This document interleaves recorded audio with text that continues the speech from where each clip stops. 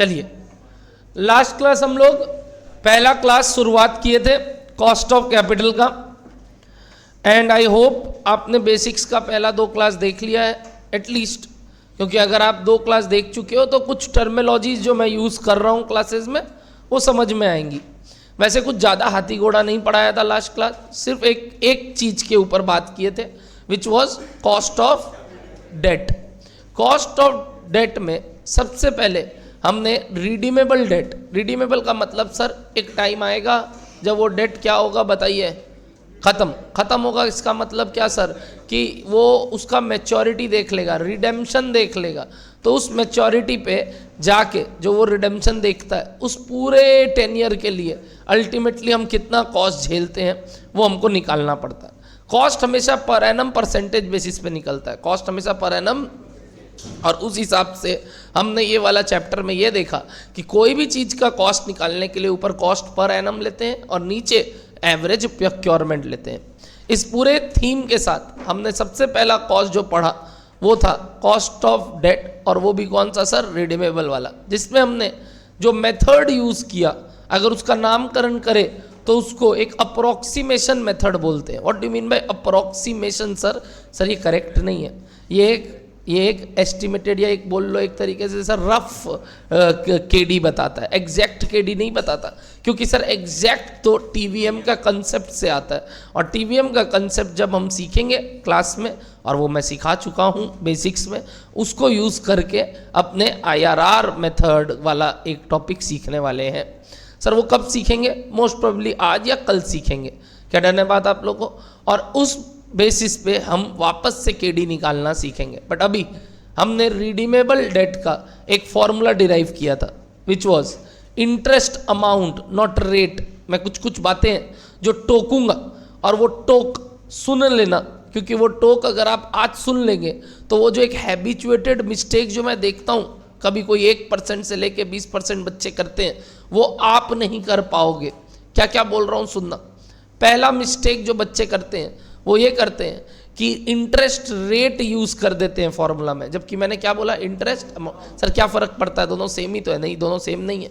Interest amount is calculated as face value into interest rate. अब face value पे depend करता है interest amount कितना है। अगर फेस वैल्यू 1000 है और 10% का रेट है तो इंटरेस्ट अमाउंट 100 रुपया हो जाएगा, और अगर 100 रुपया है तो इंटरेस्ट अमाउंट 10 रुपया हो जाएगा। बट रेट दोनों केस में 10-10 रहेगा, तो इस वजह से रेट यूज़ नहीं करते। क्या यूज़ करते हैं हम? अमाउंट। ठीक है सर, ये इंटरेस्ट अमाउंट पे ना टैक्स बेनिफिट मिलता है। अब जो मैं ये लैंग्वेज यूज़ करूँगा, ये लैंग्वेज आपके लिए बहुत इंपॉर्टेंट है। क्या वर्ड बोला ये तो टैक्स बेनिफिट मिलता है, इसीलिए हम इसको क्या करते हैं सर, आफ्टर टैक्स करके कॉस्ट निकालते हैं। What do mean by after tax करके कॉस्ट निकालना सर हम इसमें 1 माइनस टैक्स रेट कर देते हैं। जैसे हम इसमें 1 माइनस टैक्स रेट करेंगे ये आफ्टर टैक्स कॉस्ट आ जाता है। इसके अलावा सर और एक कॉस्ट है which is difference between what we have received and what we are going to pay. What we have received is IP and what we are going to pay is RP.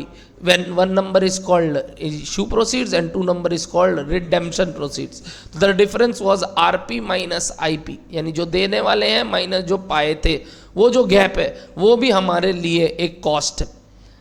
ये जो difference है ये हम ऊपर लिखते हैं, but ये over the period cost है सर, तो इस वजह से डिवाइडेड बाई क्या करते हैं, n whole divided by sir average proceeds, which means average मतलब IP plus RP divided by 2 into 100% answer निकला था।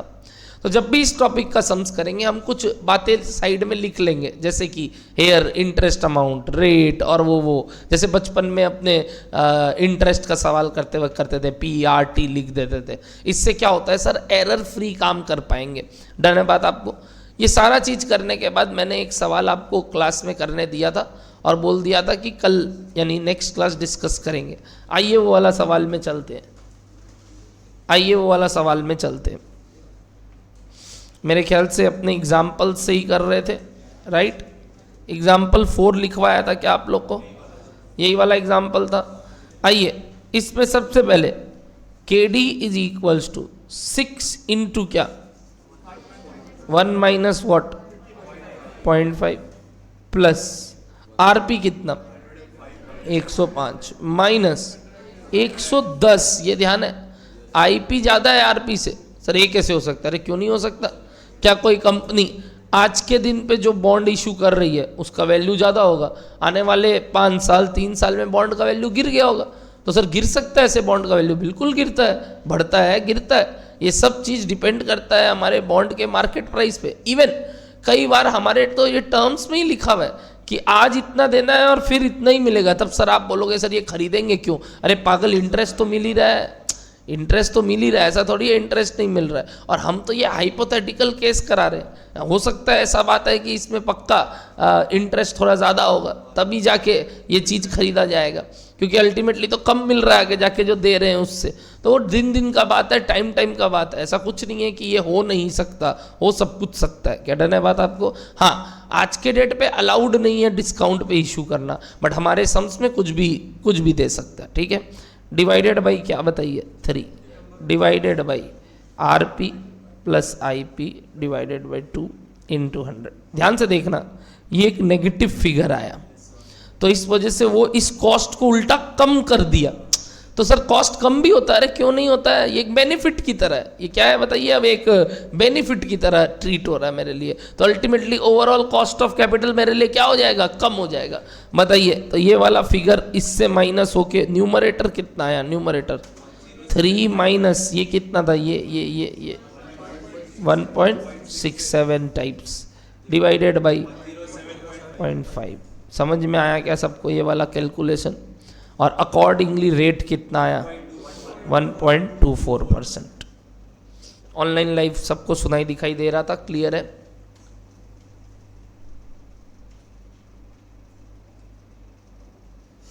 पक्का? आ जाओ, पक्का? चलो नेक्स्ट, अब हम आपको बताने वाले हैं, आज का क्लास कंटिन्यू करेंगे एग्जाम्पल नंबर पहले 5 के साथ और फिर नया हेडिंग लिखेंगे। एग्जाम्पल नंबर 5, एग्जाम्पल नंबर 5 लिखिए।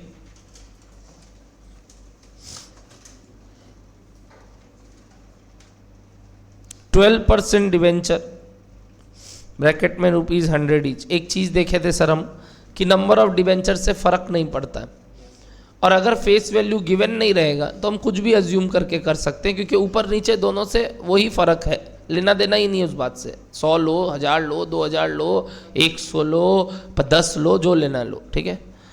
12% डिवेंचर रुपीज़ कितना? 100 each, were issued at par and redeemed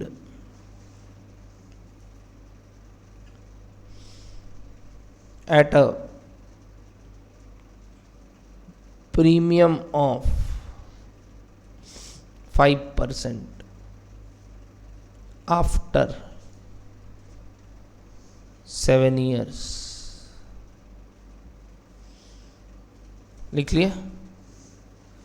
flotation cost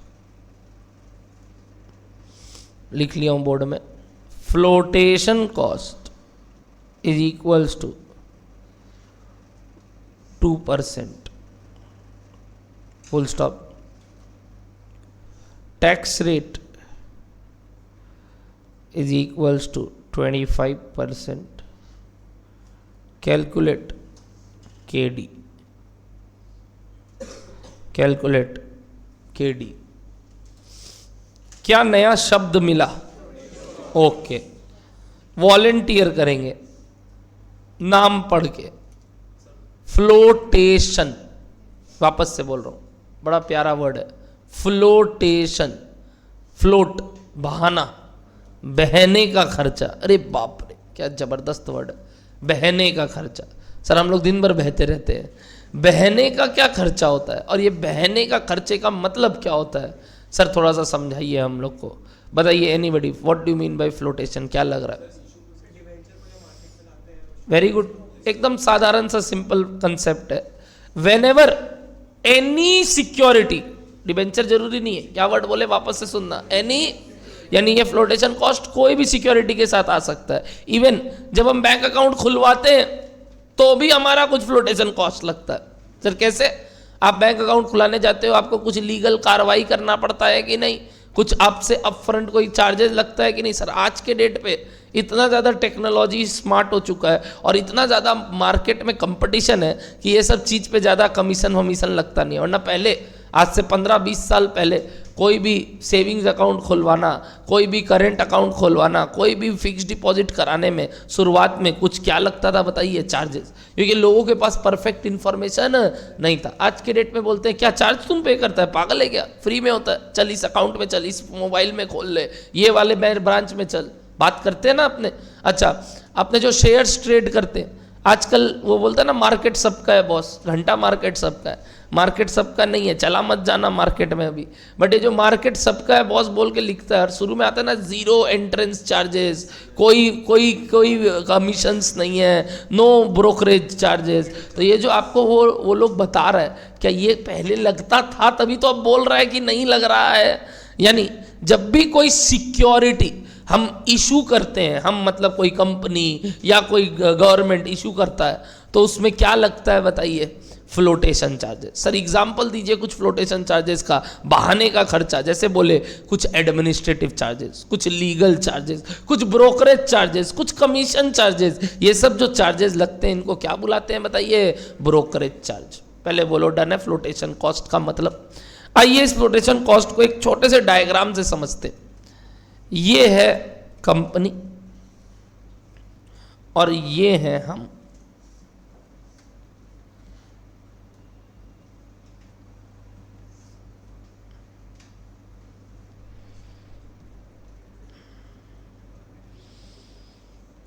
कौन है ये सर? इन्वेस्टर्स।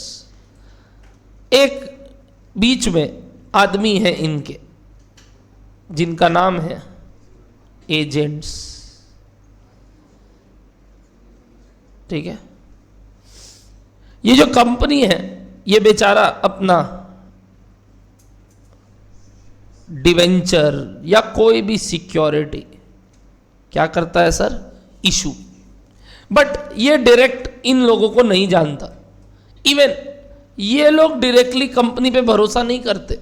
हमारे टाइम पे भी यही था, जब तक कोई एक बीच में वो होता ना बीच वाला आदमी, दलाल नहीं है, तो हम नहीं खरीद करते थे। हमको भरोसा दिलाने वाला एक रियल आदमी चाहिए, क्योंकि कंपनी तो कोई एंटिटी है, ये तो एक अलग है, इससे तो बात भी नहीं कर सकते। जाके बात कर सकते हो कैसे खड़ा हो गया ये टाटा कैसा है, ऐसे टाटा टाटा सुनना, तो ऐसे टाटा कर देगा वो तुमको।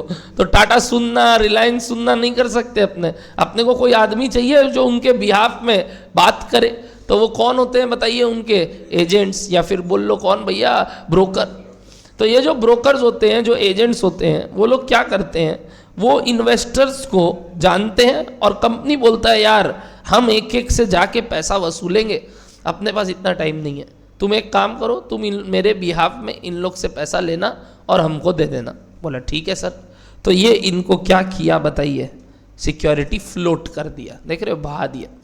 जैसे ही ये सिक्योरिटी इनके पास आया, ये सिक्योरिटी इनको क्या करता है बताइए, इशू कर देता है। बोला चलो आप लोग को चाहिए, लो लो लो लो सिक्योरिटी ले लो ले लो, ऐसे ऐसे बाजार में ले लो ले लो ले लो। जब वो ले लेते हैं तो वो इनको इसके बदले क्या देंगे, जल्दी से बताइए, क्या देंगे, पैसा। उस पैसे का नामकरण ऑलरेडी जानते हो आप, बताइए इस सारे टर्मिनोलॉजीज में कौन सा नाम है इनके लिए, इशू प्रोसीड्स। ऑफ कोर्स वो इनको क्या देंगे बताइए, जो भी प्राइस लिखा हुआ है बॉन्ड पे और बोला था कि इशू करते वक्त इतना पैसा देना पड़ेगा, सब इस कागज में लिखा हुआ रहता है। तो इस कागज में जो लिखा हुआ है वो पैसा वापस दे देंगे। अगर एट पार है तो एट पार, एट डिस्काउंट है तो एट डिस्काउंट, एट प्रीमियम है तो एट प्रीमियम, जो भी है, क्या वो पैसा इनको मिलेगा। अब इनका हक क्या है बताइए, ये क्या लेते होंगे, किससे लेते होंगे? वेरी गुड, ये कंपनी से लेते हैं। पागल, इतना देर पता है प्राइमा फेसी क्या लग रहा था, इन्वेस्टर का एक खर्चा लगता है, इतना देर लग रहा था मेरे ख्याल से, पता नहीं, बट यहाँ इन्वेस्टर का कुछ नहीं लगता। हम इन्वेस्टर से कुछ नहीं ले रहे, हम तो इन्वेस्टर से उतना ही ले रहे हैं जो मेरे बॉन्ड में लिखा हुआ है। ये तो कंपनी का लालच है कि वो इन्वेस्टर तक पहुंच नहीं पा रहा है और वो ज़्यादा से ज़्यादा इन्वेस्टर तक पहुंचना चाहता है, तो वो एजेंट को क्या दे रहा है बताइए, कमीशन। तो ये कॉस्ट कौन बियर कर रहा है बताइए, अलग से कंपनी। और it is an upfront charge, कुछ वर्ड बोला सुने, it is an what do you mean by upfront?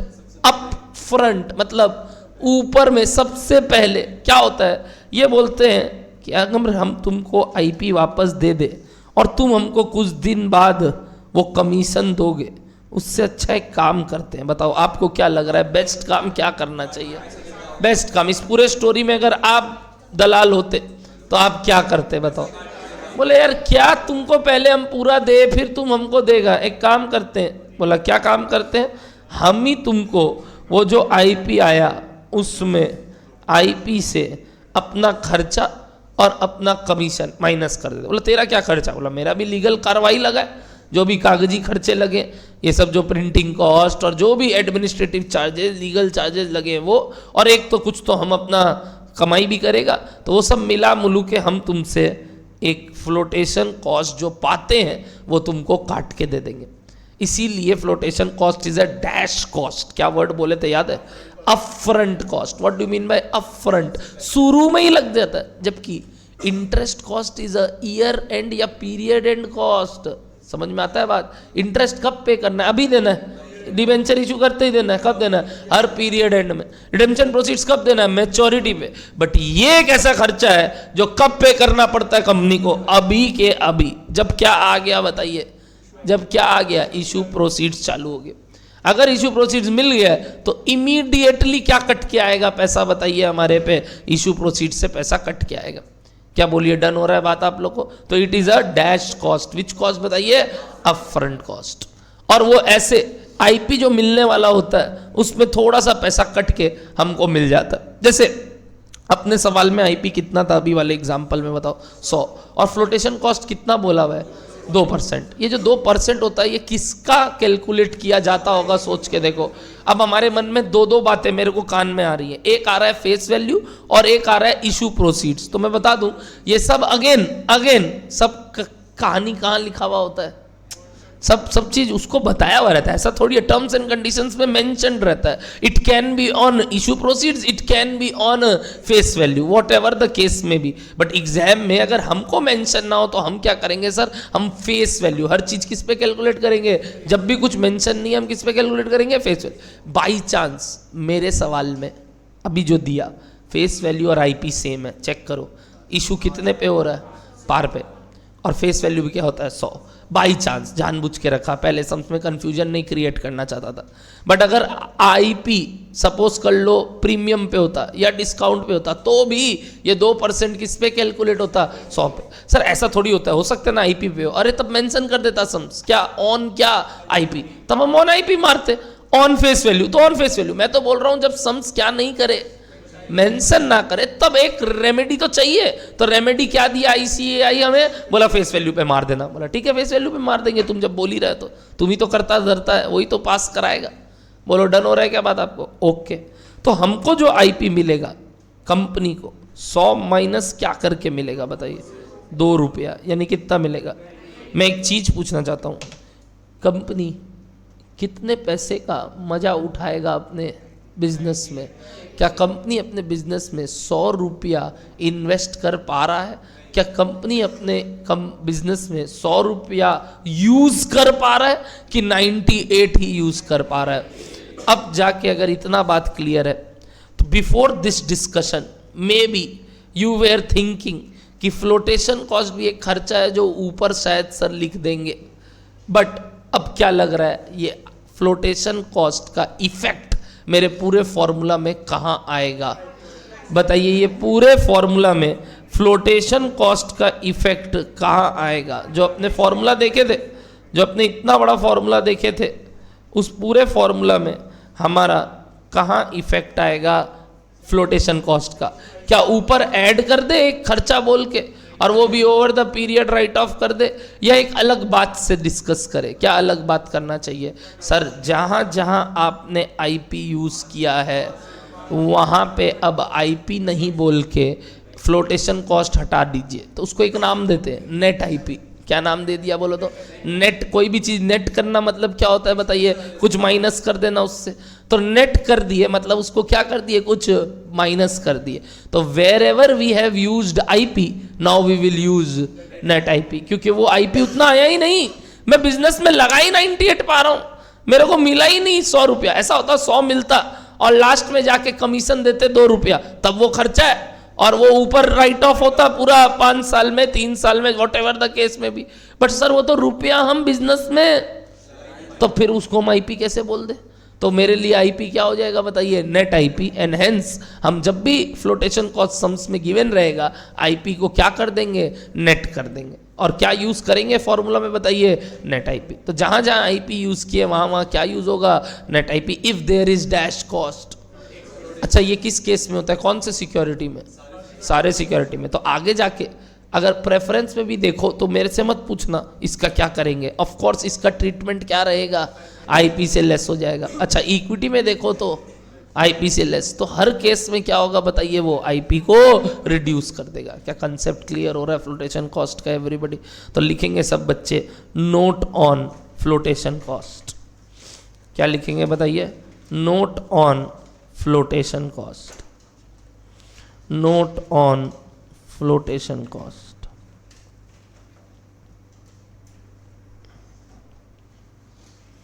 Note on flotation cost.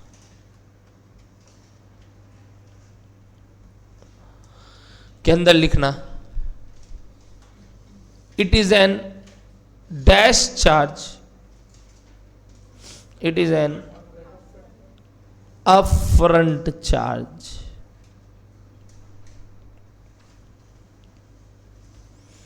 paid by company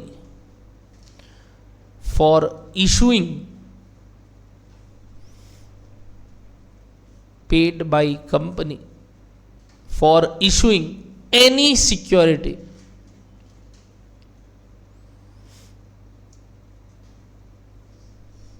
in market, any security in market, full stop. It includes cost like, it includes cost like, it includes cost like legal charges, it includes cost like legal charges, comma administrative charges, legal charges, comma administrative charges, comma brokerage और commission, brokerage और commission etcetera, brokerage और commission etcetera, brokerage और commission इसलिए तो बोला। देखो terminologies brokerage और commission का बहुत फर्क पड़ता है, बहुत फर्क पड़ता है। अभी लिटरल मीनिंग तो सेम ही है, मतलब अगर तुम सिनोनिम की तरह यूज़ करते हो, बट बहुत फ़र्क पड़ता है इस सब बात पे कि ब्रोकरेज वर्ड यूज़ हो रहा है कि कमीशन वर्ड यूज़ हो रहा है। ब्रोकरेज वर्ड जनरली यूज़ होता है जब हम कोई जन का क्या करते हैं मालूम? सिक्योरिटीज़ के केस में ब्रोकरेज ही यूज़ होता है। मतलब बोलते हैं हम जब कोई शेयर्स बिकवा दे तो हमको ब्रोकर के तौर पे यूज़ होता है, और कमीशन जनरली बाकी जगह यूज़ होता है। जैसे कि हम अगर बिजनेस में कोई काम करते हैं या हम कोई ट्रेडिंग कंसर्न है, तो एक तरीके से हम जब कोई जन को किसी से भिड़ा देते हैं तो भी हम क्या लेते हैं? उससे कमीशन लेते हैं। तो अलग अलग वर्ड्स है, ऐसे यूज़ हैबिचुएटेड फॉर्म में साथ में होता है। वो डन है बात, एक्सेट्रा लिख दिए क्या? पक्का एवरीबॉडी? उसके नीचे आप चाहो तो ये डायग्राम बना सकते हो जिससे आपको समझ में आए फ्लोटेशन कॉस्ट का क्या मीनिंग होता है। अब जरूरी नहीं है एग्जैक्ट ऐसा बनाओ, आप मेरी तरह सुंदर नहीं बना सकते। आप एक तरफ कंपनी, एक तरफ एजेंट और एक तरफ इन्वेस्टर लिख के सिक्योरिटी इशू किया जाता है एजेंट को, एजेंट वापस इन्वेस्टर को इशू कर देता है, इन्वेस्टर से वो आईपी लेता है और कंपनी को वो अपना चार्ज और कमीशन काट के नेट आईपी पकड़ा देता है। इसको क्या बुलाते हैं sir? Net IP.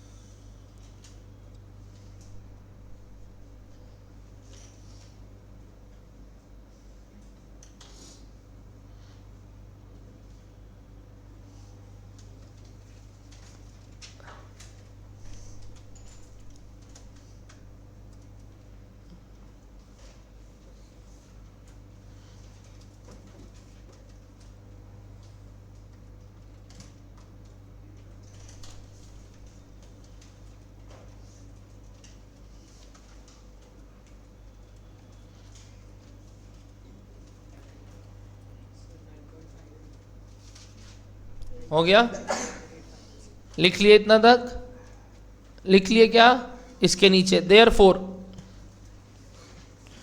We would use dash instead of IP in KD formula.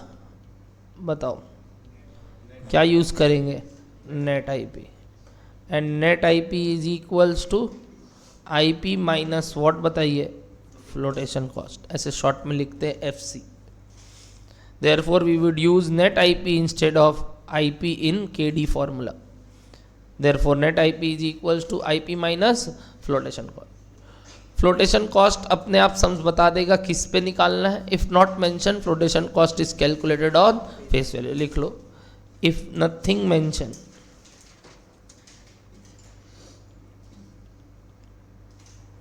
Flotation cost is a percentage on face value. If nothing mention, बोल दे ऑन आईपी है तो on IP, otherwise on flotation face value. Done everybody? तो बताओ क्या मेरा KD निकाल लोगे सवाल का? पहले बताओ इंटरेस्ट अमाउंट कितना? इंटरेस्ट अमाउंट 12 रुपया। टैक्स रेट 1-25 प्लस आरपी बोलो माइनस आईपी 98 लेंगे divided by 7 whole divided by 105 plus 98/2 into. क्या डन है सबको?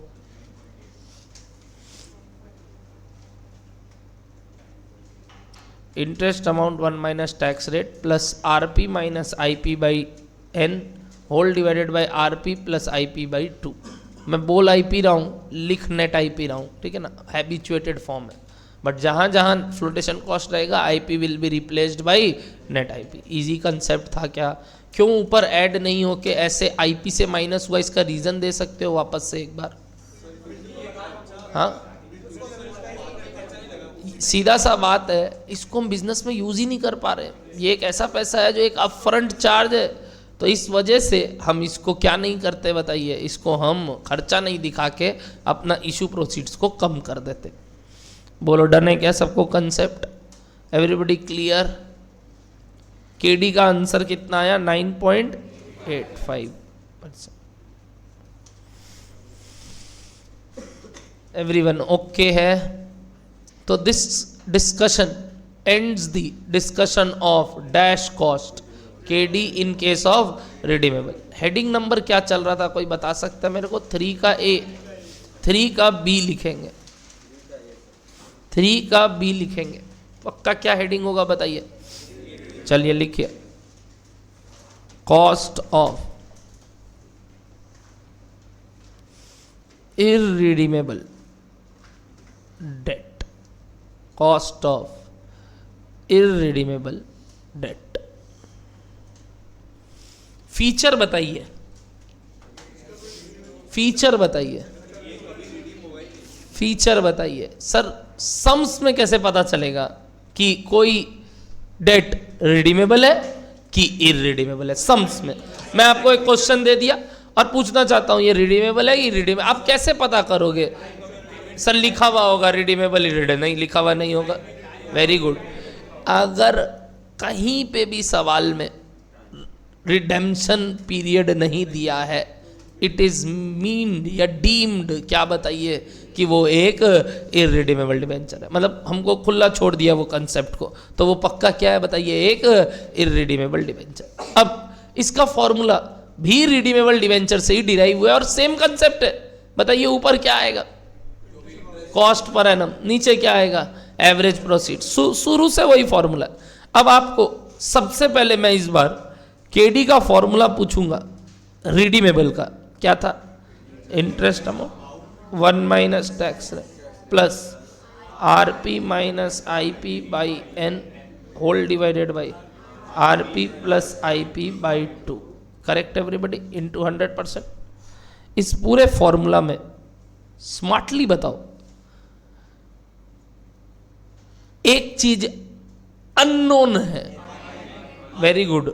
आरपी, आरपी इज अननोन, मतलब it is not a factor to be considered. RP बोल के अब कुछ चीज ही नहीं है, क्योंकि रिडेम्पशन होगा ही नहीं, तो आरपी कैसे होगा. और N is tending towards infinity. ये एक ऐसा है कि इसका वैल्यू क्या है, अ वेरी लार्ज नंबर. अब पूरा बात को अगर ये समझे तो ऊपर में मान लो कुछ भी है, डिवाइडेड बाई क्या हो रहा है, इंफिनिटी. एक एग्जांपल दे रहा हूं.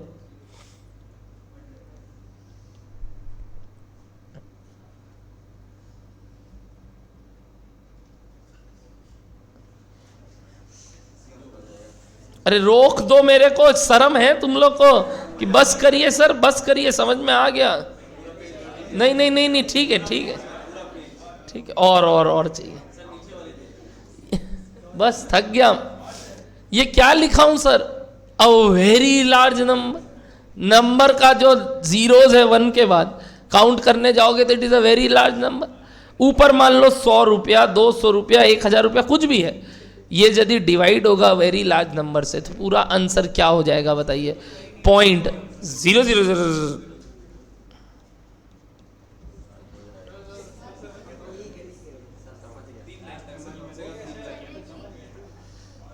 वन टाइप्स आएगा, मतलब it will be very close to zero. Of course anything divided by infinity is tending towards zero, मतलब ऑफ कोर्स एग्जैक्ट जीरो नहीं, it is tending towards zero, क्योंकि इन्फिनिटी से divide होने का आज तक कोई माई का लाल बता नहीं पाया क्या वैल्यू होता है. सिमिलरली जीरो से डिवाइड होने का कोई माई का लाल बता नहीं पाया क्या वैल्यू होता है. बट हाँ, इट इज लाइक कि it is tending towards what, zero. तो ये पूरा वैल्यू क्या हो जाएगा, अल्टीमेटली शून्य. अच्छा शून्य हो गया, मतलब ये फॉर्मूला से क्या हो गया बताइए, गायब, हट गया. नीचे आरपी और आईपी में एक चीज अननोन है, बताइए क्या. आरपी बोल के कुछ चीज ही नहीं है, तब किस बात का एवरेज, तब किस बात का एवरेज. अच्छा लगा ये बात, किस बात का. एक मिनट, आरपी जीरो बोला कि अननोन बोला, तो जीरो मत बोलना. तो कई एक आंसर सुनाई दिया मेरे को, IP/2 रॉन्ग. आरपी बोल के कोई चीज होगा ही नहीं, तो एवरेज करने का बात ही क्या उठता है. नीचे क्या लेंगे बताइए, सिर्फ क्या, आईपी, जो अपने शायद बहुत पहले ही बोल चुके थे इनको, ICAI को, भाई तुम एवरेज कर ही क्यों रहा है, तुम सिर्फ नीचे क्या ले, आईपी. याद है अपने जो पहला आंसर किए थे on the basis of IP किए थे, इनको यहां जाके समझ में आ गया कि नीचे क्या आएगा, सिर्फ आईपी. बट बोलते हैं अगर रिडेम्पशन प्रोसीड्स है तो क्या लेना चाहिए, एवरेज. रिडेम्पशन प्रोसीड्स किस केस में होता है, रिडीमेबल. इरिडीमेबल के केस में तो क्या नहीं होता, तो नीचे क्या आएगा बताइए, ओनली आईपी. फॉर्मूला देखिए कितना प्यारा सा बना, बताइए कितना प्यारा सा फॉर्मूला बना. इंटरेस्ट अमाउंट ब्रैकेट में डिवाइडेड बाय आईपी इनटू 100, बस खत्म. क्या इंटरेस्ट अमाउंट को बस आफ्टर टैक्स करना है, और एक क्या आ गया बताइए नीचे, आईपी. ऐसे देखा जाए तो हर साल सिर्फ क्या लग रहा है, कब तक, इन्फिनिटी पीरियड तक. और शुरू में क्या दे रहे हैं बताइए, आईपी. और हर साल क्या दे रहे हैं sir, interest amount 1 minus tax rate करके. तो इस वजह से आंसर क्या होगा, interest amount 1 minus tax rate per annum divided by IP. क्या बोलो, डन हो रहा है कंसेप्ट हर एंगल से. तो एक तो रिडीमेबल से इरिडीमेबल का फॉर्मूला निकाले, और एक ऐसे भी हम समझ पा रहे हैं सर हर साल इंटरेस्ट अमाउंट जा रहा है बट आफ्टर टैक्स हो जाएगा डिवाइडेड बाय आईपी. क्या डन है सबको फॉर्मूला. तो लिख लीजिए पहले इस केस का फॉर्मूला, बताइए केडी इज इक्वल्स टू, बताइए KD is equals to interest amount into 1 minus tax rate divided by IP into 100. Of course again अगर नेट फ्लोटेशन कॉस्ट है तो नेट आईपी हो जाएगा. वो बार बार नहीं लिखवाऊंगा, एक बार नोट्स लिखवा दिया. इट इज डीम्ड कि जहां जहां फ्लोटेशन कॉस्ट होगा वहां वहां आईपी क्या हो जाएगा, नेट आईपी. क्या डन है सबको केडी का फॉर्मूला. अगर किस केस का बताया अभी, इरिडीमेबल. लिखो example number 6, example number 6, example number 6 लिखिए. 11% debentures were issued at a premium of 10%, full stop. Flotation cost is equals to 3%. Tax rate is equal to 30%, calculate KD। Sir बोला नहीं आपने रिडीमेबल है कि इरिडीमेबल है, debenture लिख दिया बस। सम्स पढ़ के समझ में आएगा रिडीमेबल है कि इरिडीमेबल है, बताइए। ओके, एक चीज दिया नहीं, बच्चे बोल रहे हैं नहीं दूंगा, जाओ नहीं दूंगा, जाओ जो करना कर लो, जो उखाड़ना उखाड़ लो, मैं नहीं दूंगा। क्योंकि नहीं नहीं नहीं नहीं, तुम 100 लो, 10 लो, 2 लाख लो, 5 लाख लो, ऊपर भी उस हिसाब से, नीचे भी उस हिसाब से। इसलिए तो बोले थे ना, एक चीज से फर्क नहीं पड़ता है, क्या पता है क्या? नंबर ऑफ डिबेंचर, क्योंकि ऊपर नीचे उससे फर्क नहीं। तो तुम 100 लो, 2000 लो, 6000 लो, कोई फर्क नहीं पड़ता है। याद करो, एक सम्स में मैंने कल 1000 दिया, बट अमित बाबू ने 100 के हिसाब से ही सम्स कर लिया और आंसर सेम आया। ऑफ कोर्स आएगा, क्योंकि वो पूरे सम्स में मेरा 1000 को इज्जत ही नहीं दिया, बोले ये क्या लिख रहा है, इससे मतलब ही नहीं, हम अपना लेके करेंगे। बट हाँ, जो भी करना ऊपर नीचे हर एक जगह उसका इफेक्ट 100 के हिसाब से देना। तो आप फेस वैल्यू अज्यूम कर लेंगे 100 और सम्स कर लेंगे।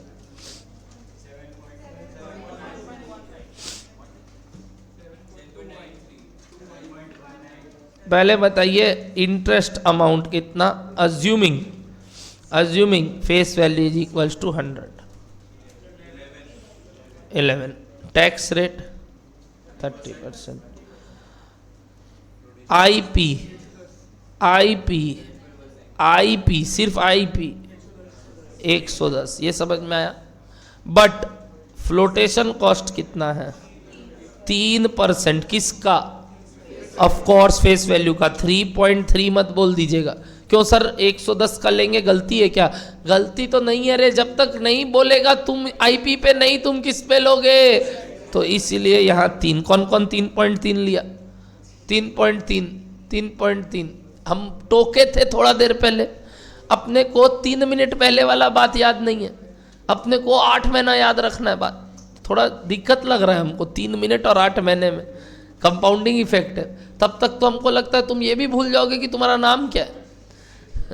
बोलो डर है क्या बात? बताइए, फ्लोटेशन कॉस्ट 3 रुपया होगा, क्योंकि इट इज विल कैलकुलेटेड और फेस वैल्यू। सर क्या फर्क पड़ता है, 0.3 से कितना ही आंसर फर्क पड़ जाएगा। एग्जैक्टली ऐसे कुछ ज्यादा मोटा मोटी फर्क नहीं है, बट तुम नंबर क्यों कटवाना चाहते हो अपना? बोलो आईपी आ गया, आरपी बताइए, आरपी अरे गजब, आरपी है ही नहीं सर, है ही नहीं, यानी it is a irredeemable debenture. क्या डन है ना बात आपको? अगर एक इररिडीमेबल डिबेंचर है तो इस पूरे सिचुएशन में जल्दी से बताइए मेरा कॉस्ट कैसे निकलेगा? ऊपर 11 1 minus tax rate divided by IP minus ये, यानी नेट आईपी 107 इंटू 100, कितना आया? 919, यानी 2 ले लेते एक बार। एग्जाम्पल 5 का आंसर कोई बच्चा बोल रहा है लिखे नहीं, आप लिखा तो है, वो बोल रहा है 8.87 आ रहा है, चेक कर, कुछ कैलकुलेशन एरर होगा। 9.85 हो रहा है, मैंने दिखा दिया कृष्णेंदु, चेक कर ले। और इसका आंसर आया अपना 7.2 टाइप्स। क्या क्लियर है? तुम राउंडिंग ऑफ एरर करेगा और कुछ नहीं। एवरीबडी क्लियर है? इतना होने के बाद लास्ट एग्जाम्पल नंबर 7 लिखिए।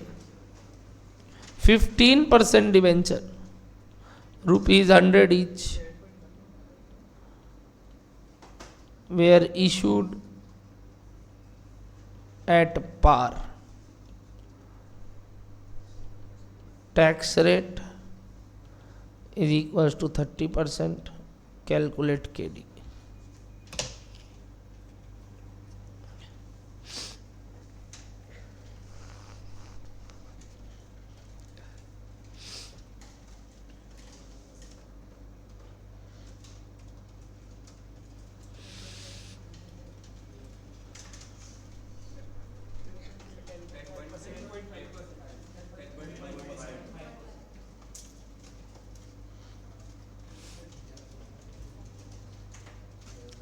आ गया? एकदम आसान। बताइए केडी क्या हो गया?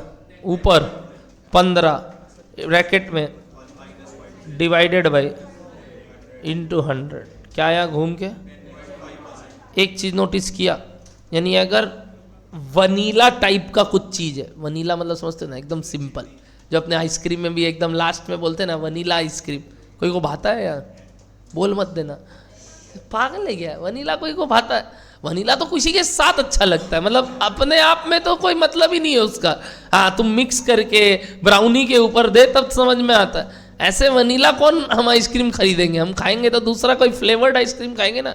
फ्लेवर्ड आइसक्रीम मतलब थोड़ा उसको क्या कर दिए बताइए, डिफरेंट बना दिए ना। वनीला तो मतलब क्या होता है? Plain. Exactly, there are some kind of vanilla bonds, नाम है, क्या नाम है बताइए?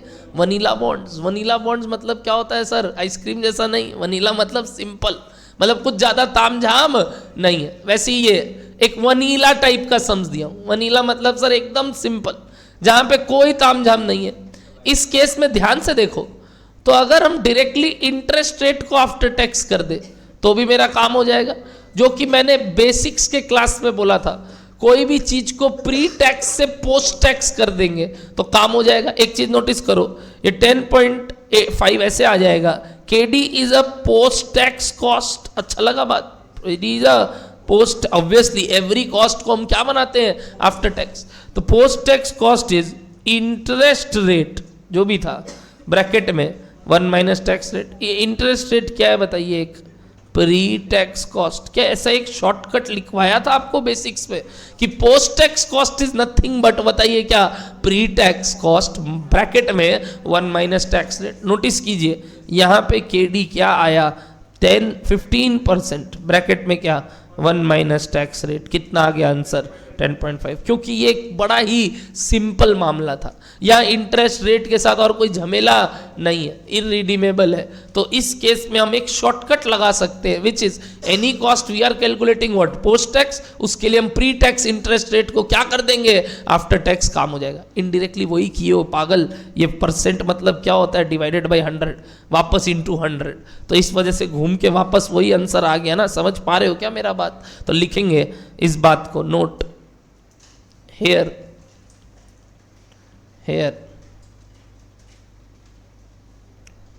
we can look KD as this. Here we can look KD as, इस सिंपल टाइप के सम्स में हम KD इस नजर से भी देख सकते हैं। तुम तो बहुत नजर से देखते ही हो कितना चीज, तो वैसे ही एक बार नजर इसमें भी घुमा लो कि सर अलग अलग नज़र से देखेंगे। तो कोई सवाल को अगर हम इस नज़र से देखें तो दिखेगा एक तरीके से आपने प्री टैक्स कॉस्ट को एक पोस्ट टैक्स कॉस्ट बना दिया। और हम तो पूरा कॉस्ट ऑफ कैपिटल में पोस्ट टैक्स ही जा रहे हैं, क्योंकि हमारा खर्चा अल्टीमेटली नेट कितना लगा मैं ये देखना। बोलिए डन है सबको? इजी लगा? शॉर्टकट? ये सब सर तभी वैलिड है जब ये सब कुछ फ्लोटेशन कॉस्ट नहीं है, जब कोई रिडेम्पशन नहीं है, जब कोई इशूड एट डिस्काउंट प्रीमियम नहीं है, तब ये लगा सकते हैं। हाँ बोलो डन है? इसलिए तो बोले बड़ा वनीला टाइप का सम्स। Everyone clear? क्लियर? चलिए यहाँ होता है हमारा कौन सा डिस्कशन कंप्लीट बताइए? हाँ, डिवेंचर्स। अब नेक्स्ट हेडिंग देंगे 4 का ए और 4 का बी दोनों साथ में। बताइए क्या क्या लिखवाऊंगा? Cost of preference shares.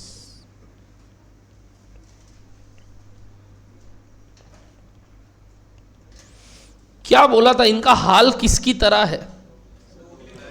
इनका हाल किसकी तरह है? अभी इस चैप्टर में किसी दोगला को दे दिए थे नाम इस चैप्टर में। बताइए डिवेंचर जैसा है क्यों? बताइए आप पेमेंट पॉइंट ऑफ व्यू से बात कर रहे हो तो इनका फॉर्मूला और डिवेंचर का फॉर्मूला सेम टाइप का होगा। चलिए एक सम्स देते हैं, देखते हैं कौन कौन सही निकाल पाता है। ठीक है, example number 1। Example number 1 KP, bracket में लिखा हूं केपी, ठीक है ना। एग्जाम्पल नंबर 1 लिखिए 9% preference shares, bracket rupees 10 each, bracket rupees 10 each, were issued at par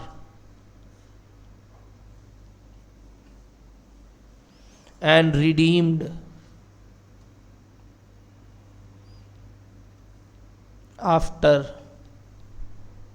5 years at a premium of 15%.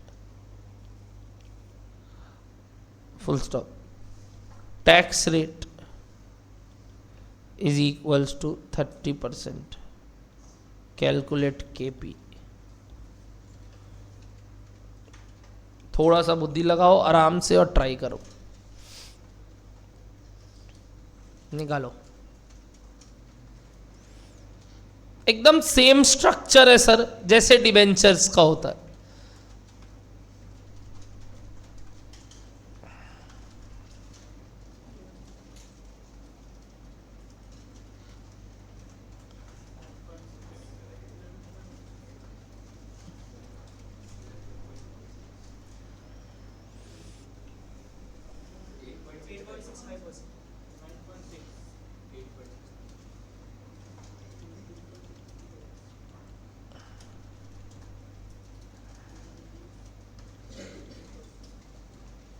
Same है, एकदम सेम। मिलाओ तो डिबेंचर से लाइन मिल जाएगा एक एक।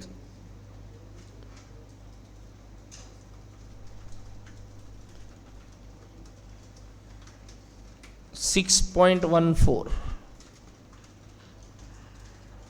अनीश। विक्रम 8.65।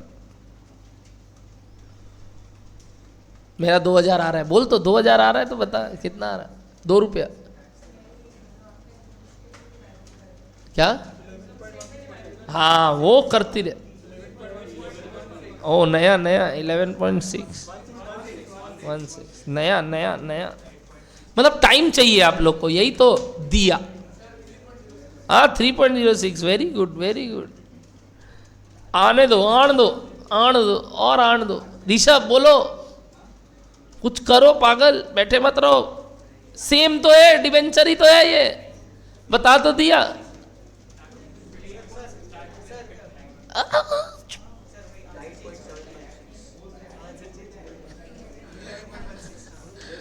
अपना बात सराखों पे अंदर रखिए आंसर।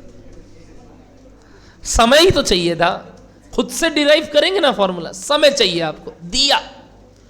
दिया हम लिख देता, कभी वो एहसास ही नहीं होता क्या गलती करते। एहसास दिलाना चाहता हूं, एहसास।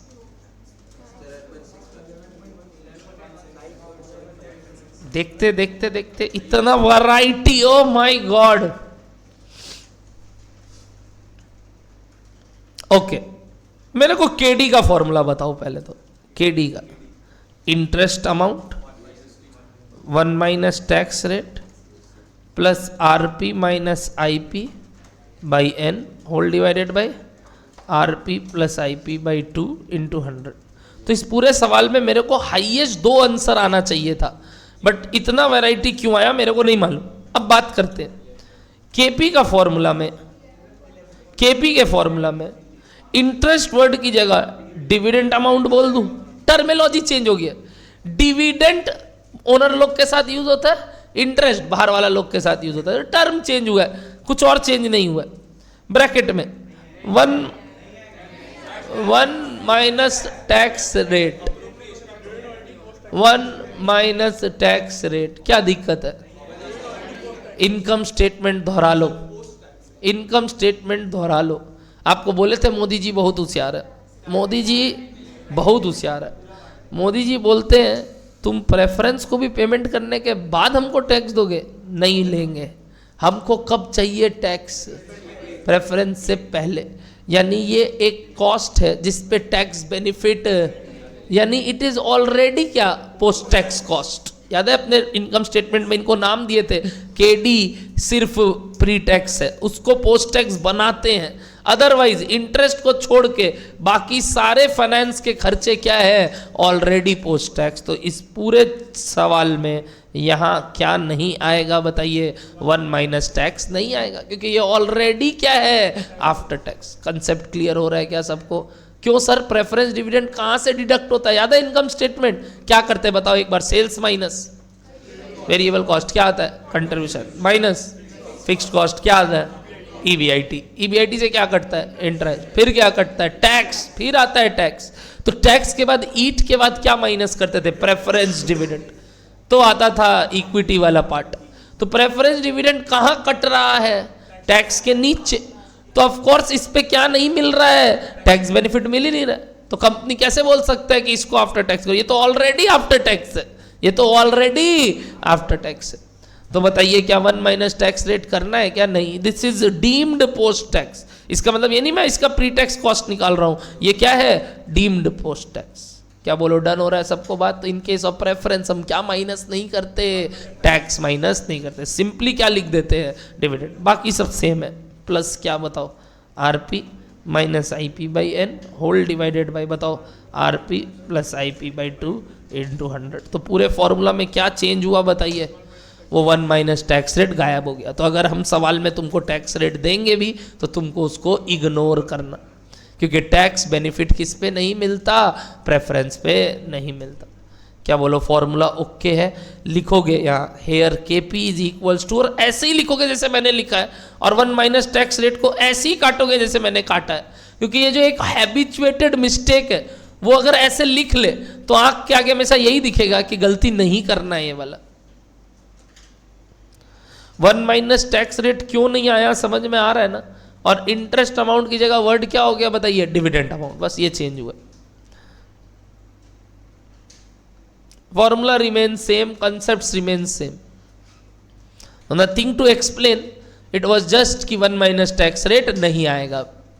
और क्यों नहीं आएगा आप समझ सकते हो ये बात। आपको कोई याद नहीं करने का दरकार है कि एक में आता है एक में नहीं आता।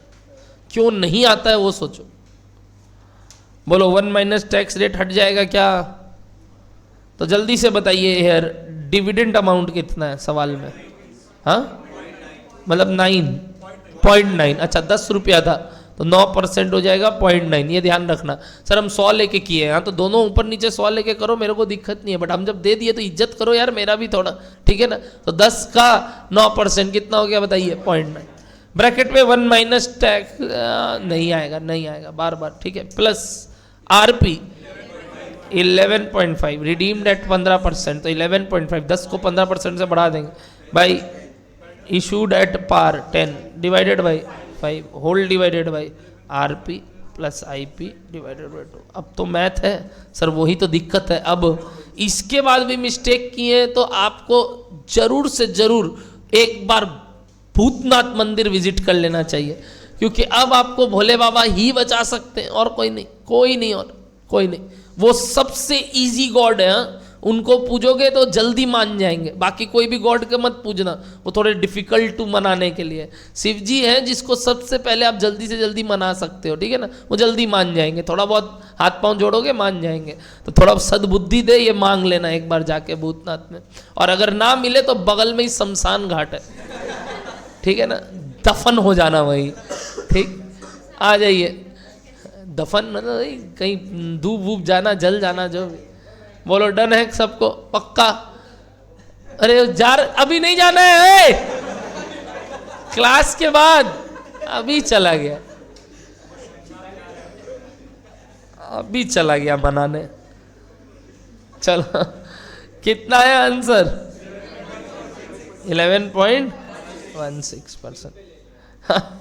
वो सही में चला गया, बोला अरे हाँ रे। बोलो डन एवरीबडी? चलिए, तो ये हो गया केपी का formula in case of what बताइए? Redeemable debentures. तो बताइए केपी का formula in case of irredeemable debenture. Try लीजिए, ब्रैकेट में इररिडीमेबल, समसी नहीं कराऊंगा, सीधा फॉर्मूला पूछूंगा। केपी इररिडीमेबल प्रेफरेंस शेयर्स का केस में राइट हो जाओगे। ट्राई लिखो फॉर्मूला का, ऊपर डिविडेंड अमाउंट, ब्रैकेट में 1 माइनस टैक्स, ठीक है, ठीक है, ठीक है। आरपी आईपी कुछ नहीं, नीचे आईपी इंटू 100। हाँ, अब वो आईपी अगर डिस्काउंट में तो चेंज हो सकता है। आईपी अगर 100 है तो जो वो रेट था वही आंसर हो जाएगा, जैसे वो शॉर्टकट बोले थे, है कि नहीं? शॉर्टकट में क्या हो जाएगा? जो 9% है वही 9% आंसर हो जाएगा, अगर 100 पे ही इशू हो रहा है। बोलो एवरीबडी क्लियर है? यहां तक हजम हुआ क्या सबको बात?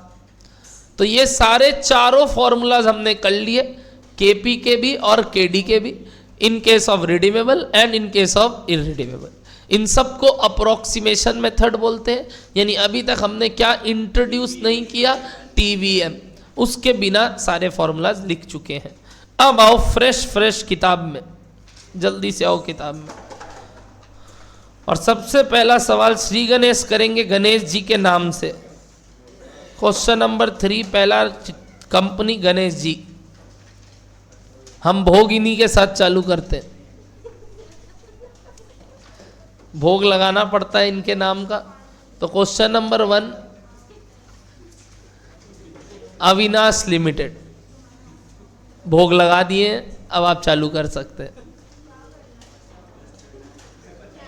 आंसर टू क्वेश्चन नंबर 1,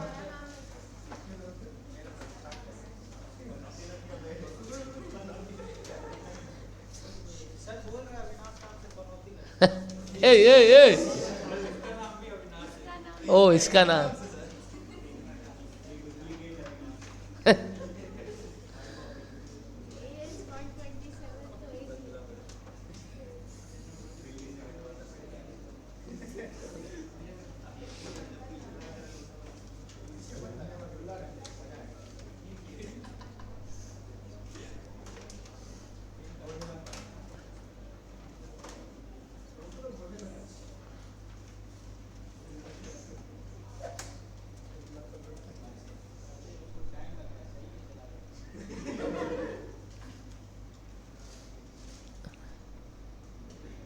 कहाँ से भागा वो?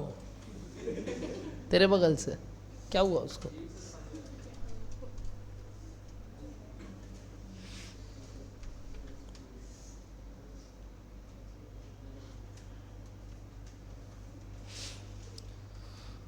तो बुक में आना चाहिए कॉपी नंबर 1, पेज नंबर जो भी है आपका, में भी आप 25 में पहुंच गए।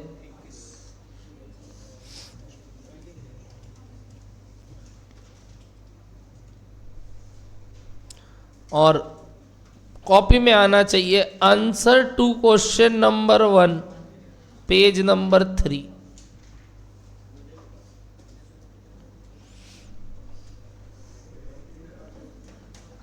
Avinash limited issues 10 lakh 16% debenture of 100 each. क्या ये 10 लाख से मतलब है 100 रुपया पता चल गया फेस वैल्यू, 16% क्या हुआ इंटरेस्ट रेट, सब चीज चुरा लिया हम इससे।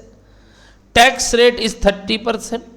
You are required to calculate cost of debt after tax. हम आफ्टर टैक्स कॉस्ट ही निकालते हैं जिसको केडी बोलते हैं।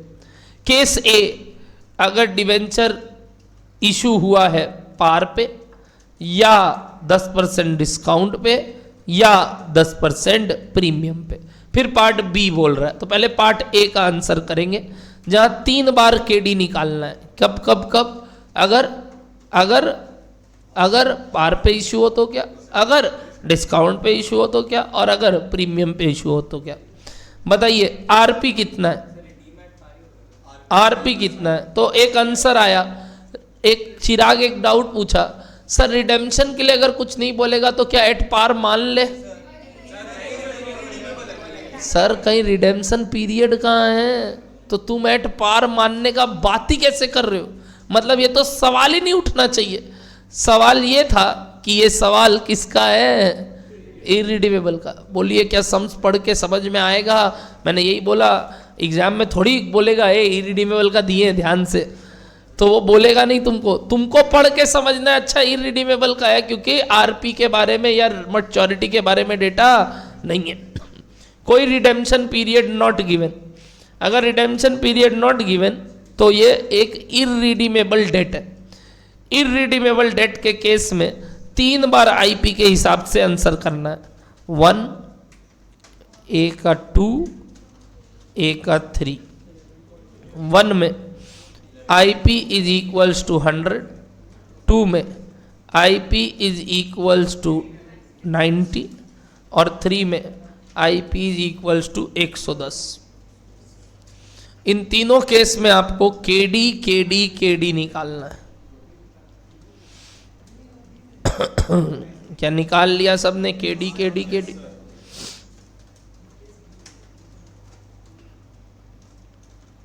बताइए पहला वाला केडी सर 10-16% यानी 16 ब्रैकेट में 1 minus tax rate by 100 into, ये सर वही वनीला वाला बात हो गया, सीधा 16 को आफ्टर टैक्स करते तो भी वही आंसर आता। बताइए कितना 11.2। Everybody done. नेक्स्ट, अगर IP 90 है, न्यूमरेटर डजंट गेट इफेक्टेड क्योंकि ये 16 तो अभी भी 100 पे ही निकलता है। 16% is always on face value divided by 90 into 100। बताइए 12.44। लास्ट 16 ब्रैकेट में 1 minus tax rate by 110 into 100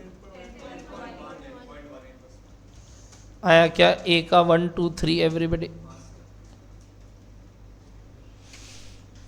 B number case, B एक नया ही बात बोला, बी बोला बताओ अगर ब्रोकरेज भी है 2%, ब्रोकरेज मतलब फ्लोटेशन कॉस्ट, ब्रोकरेज मतलब फ्लोटेशन कॉस्ट 2%, तो क्या होगा केडी अगर हम इशू पार पे करते हैं? तो बता दिया एक केस इशू एट पार वाले के केस में आपको फ्लोटेशन कॉस्ट भी डाल दिया 2% का, तो बताओ पूरे सम्स में क्या हो जाएगा?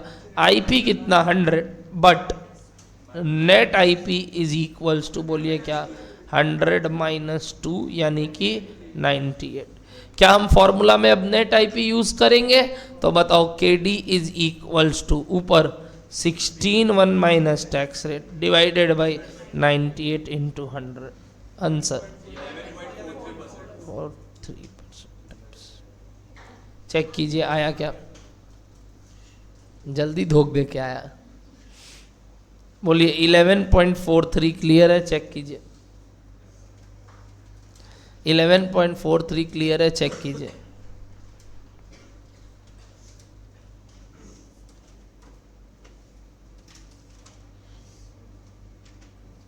$11.43 क्लियर है? चेक कीजिए।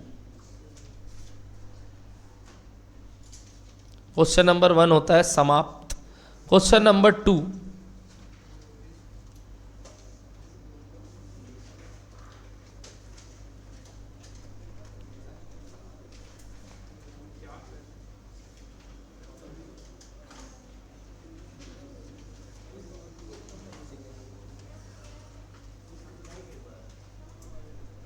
क्वेश्चन नंबर 2, हाँ ये सब अभी आपको बस वो होता है ना फ्लेवर चख रहे हो, अभी आप अभी आइसक्रीम खाए नहीं हो, ये सब बेसिक्स लेवल का सम्स है। ऑफ कोर्स MCQ में, और अभी आप तैयार हो रहे हो मेन जंग के लिए। बड़ा सम्स जो आएगा वो थोड़ा पीछे है, जिसमें पक्का केडी का सम्स नहीं होगा, सब मिला के आएगा। टू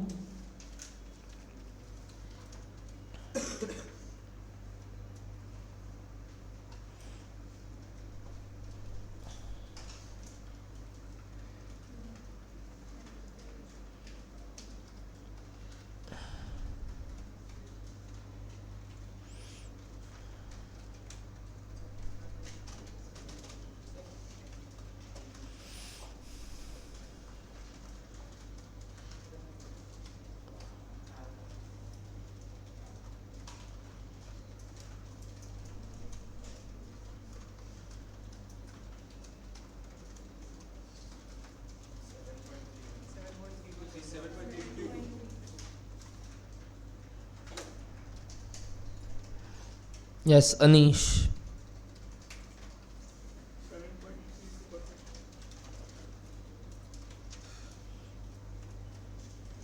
रियलाइजेस का मतलब बताइए। रियलाइजेस नाम से समझ में आ रहा है, मिला, रियलाइज किया, रियलाइज किया मतलब मिला। तो दिस इज योर आईपी, ये क्या है बताइए? आईपी, ये जो हमें मिला। उसके अलावा फेस वैल्यू 100 है, रेट 12% है, 10 साल बाद रिडीम्ड है, 10% पे टैक्स रेट 50% है। तो ये तो एक रिडीमेबल डेट है और उसका फॉर्मूला में बैठा देंगे और आंसर निकाल लेंगे। मैं इसको नहीं लिखवाऊंगा, मैं सीधा आंसर पूछूंगा। क्या सबका आया? 7.32 पक्का चेक करो। इतना एग्जाम्पल्स करने के बाद ये भी एक तरीके का एग्जाम्पल ही है, बस थोड़ा भाषा अलग ढंग से मैं दिखा रहा हूँ। अब रियलाइजेज मतलब आईपी। डन है सबको? 7.32 आया ना? डाउट है तो पूछ लो, वरना हो गया है सवाल ये वाला। नेक्स्ट क्वेश्चन नंबर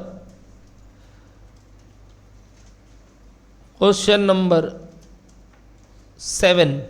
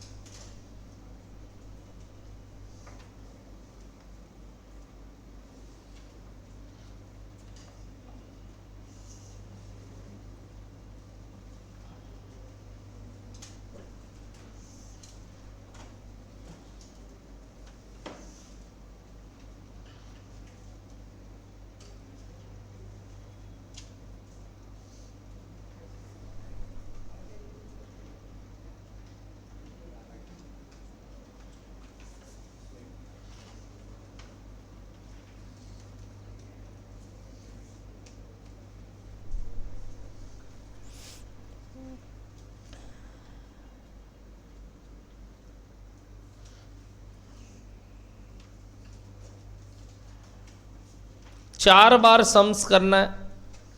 मेरा सम्स है, प्रेफरेंस शेयर इशू किया हुआ है, रिडेम्पशन दे दिया। चारों केस में एक ही चीज चेंज हो रहा है और वो है आईपी। हर केस का आईपी डिफरेंट है, अदरवाइज सब चीज सेम है। टैक्स रेट दिया हुआ नहीं है, क्या करे? चाहिए भी नहीं, क्योंकि प्रेफरेंस है।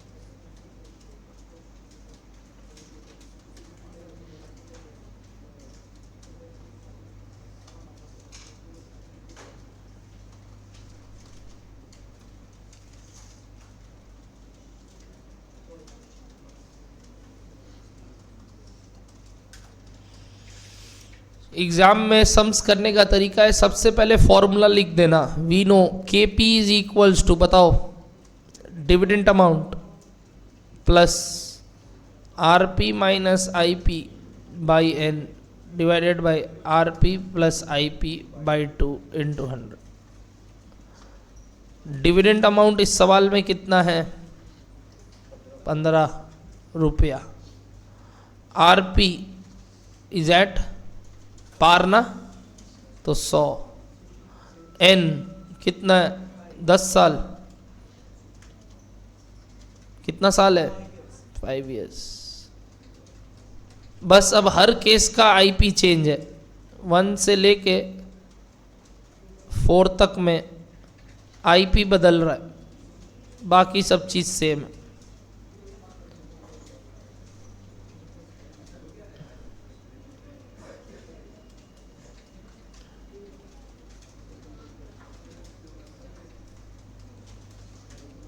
हर केस का IP अलग है।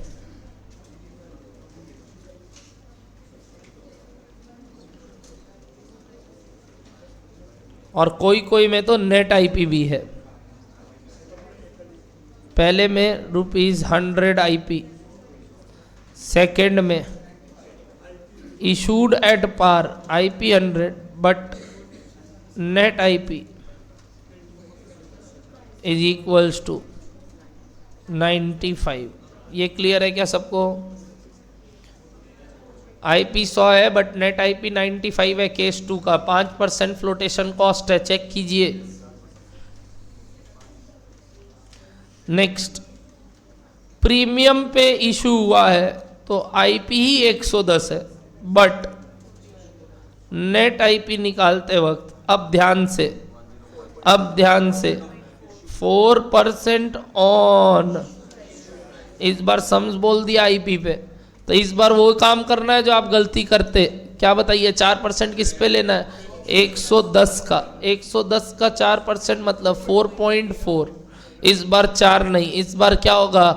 4.4, क्योंकि ऑन क्या लिखा है? पढ़ो ध्यान से। मैंने क्या बोला था? ए भगवान, इसीलिए तो खेला होता है। क्या बोला था? अगर कुछ ना बोले तो किस पे लेना है? बोल तो दिया, किस पे निकालना है? इशू प्राइस कितना है? 110। तो ये जो IP निकालते वक्त, नेट IP निकालते वक्त 110 से माइनस करेंगे, वो 4 करेंगे कि 4.4 करेंगे? क्यों 4.4? इस बार समझ में आया रे? कारण ऑन क्या लिखा है? तो सर कभी लिखेगा कभी नहीं। अरे तो नहीं लिखेगा तो ऑन फेस वैल्यू लिखा है, तो जिस पे लिखा है, फेस वैल्यू पे लिखा है तो फेस वैल्यू, IP पे लिखा है तो IP। मतलब ये कितना आया? 105.6। और अगले वाले केस में IP कितना है? इशूड एट अ डिस्काउंट यानी 95, बट नेट IP वापस से चेंज हो जाएगा। Net IP is equals to 95 minus 2% on IP, वापस से 2% ऑन IP 1.9 आ रहा है, तो नेट कितना आया? 93.1। वो सर डिपेंड करता है किस पे लिखा है, ऑन IP कि ऑन फेस वैल्यू। बोलिए, नेट IP दोनों केस का समझ में आया? नहीं बोलता, बस फ्लोटेशन कॉस्ट लिख के फुल स्टॉप दे देता तो फेस वैल्यू। हर केस का IP और नेट IP आ गया। अब तो बस KD का फॉर्मूला है, which is 15 plus 100 minus 100 by 5 divided by 100 plus 100 by 2 into 100। Exact 15 आएगा। Next, 15 plus 100 minus 95 by 5 divided by 100 plus 95 by 2 into 100। Next, sorry KP है। Next, 15 plus 100 minus 105.6 by 5 divided by 100 plus 105.6 by 2। यहाँ पे negative हो रहा है, कम कर देगा cost को। 13.5 चेक करिए। KP यहाँ पे कॉस्ट रिड्यूस हो जाएगा। लास्ट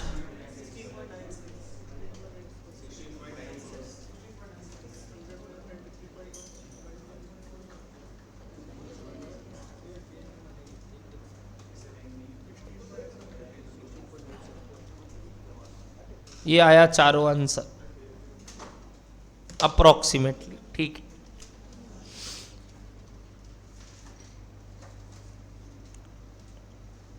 यहां फ्लोटेशन कॉस्ट ऑन आईपी लिखा है तो ऑन आईपी लेंगे।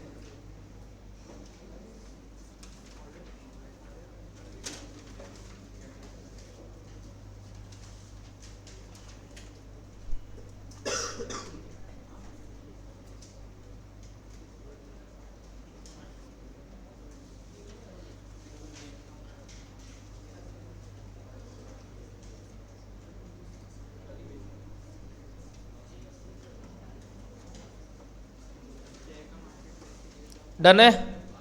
अब मेरा बात सुनो, अपने लोग ना ये जो